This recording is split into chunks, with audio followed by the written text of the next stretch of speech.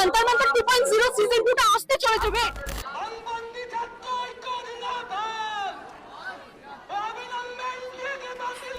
তো এটা হওয়ার পরপরই আমরা জানতে পারলাম অন্য কোন একটা স্টেটে নাকি অলরেডি আরেকটা পেপার লিক হয়ে গেছে। আমরা এখন আছি কলকাতা বিশ্ববিদ্যালয়ের সামনে। পেছনে দেখতেই পাচ্ছেন এত ছাত্রছাত্রীদের ভিড়। তার কারণ ধর্মেন্দ্র প্রধানের ইস্তফা। ধর্মেন্দ্র প্রধান ইস্তফা দিয়েছেন দীর্ঘ 1 মাস লড়াইয়ের পর, এবং সেই জয়কে সুনিশ্চিত করতে আজকের এই শপথ গ্রহণের মিছিল। আমরা জেনে নিই সেই মিছিলে ছাত্রছাত্রীরা কি বলছেন। এই যে শিক্ষামন্ত্রীর ইস্তফা, কি মনে হয় এতেই কি শেষ?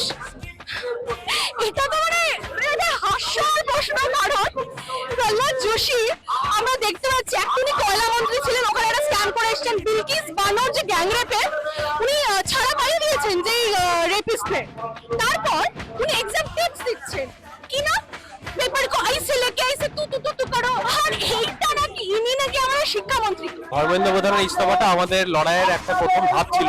এর সঙ্গে সঙ্গে আমাদের দাবি ছিল এনটিএ বাতিল করো, এবং দেশ জুড়ে যে মিথ্যা মামলা দেওয়া হচ্ছে প্রতিবাদীদের উপর, আন্দোলনকারীদের উপর, সেই মিথ্যা মামলা নিঃশর্তে তাদেরকে মুক্তি দিতে হবে এবং প্রত্যাহার করতে হবে।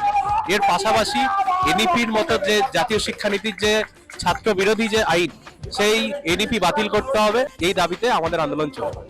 এখন যিনি এসছেন তার নাম বোধ হয় প্রহ্লাদ যোশী না জল্লাদ কিছু একটা প্রসিদ্ধ। তিনি বলেছেন যে যে ছাত্ররা ইন্ডিয়াতে ভালো পড়াশোনা করতে পারে না, যাদের সেই মেরিটস নেই, তারা বিদেশে যায় পড়াশোনা করতে। তো এই বক্তব্য শুনতে পাচ্ছি আমরা নতুন এডুকেশন মিনিস্টার। আর এবার এটা হওয়ার পরপরই আমরা জানতে পারলাম অন্য কোন একটা স্টেটে নাকি অলরেডি আরেকটা পেপার লিক হয়ে গেছে। নিতিন গাডকারির যে আমরা কীর্তিকলাপ সম্পর্কে আমরা জানতে পেরেছি যে পেট্রোলের মধ্যে নাকি ইথানল পাওয়া গেছে, তো সেইটা নিয়ে এখন কি মনে হচ্ছে? মানে প্রথমত তো E20 চাপিয়ে দেওয়া হয়েছে।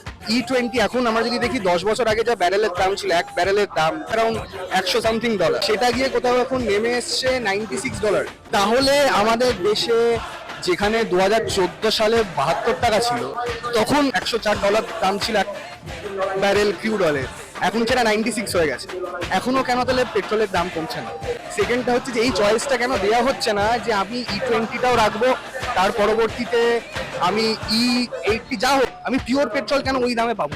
আর আমরা দেখতে পাচ্ছি যে 4 তারিখ 4 অগস্টে যেসব ট্যাক্সি ইউনিয়ন গুলো আছে তারা দিল্লিতে যাত্রা করছে পার্লামেন্টের দিকে।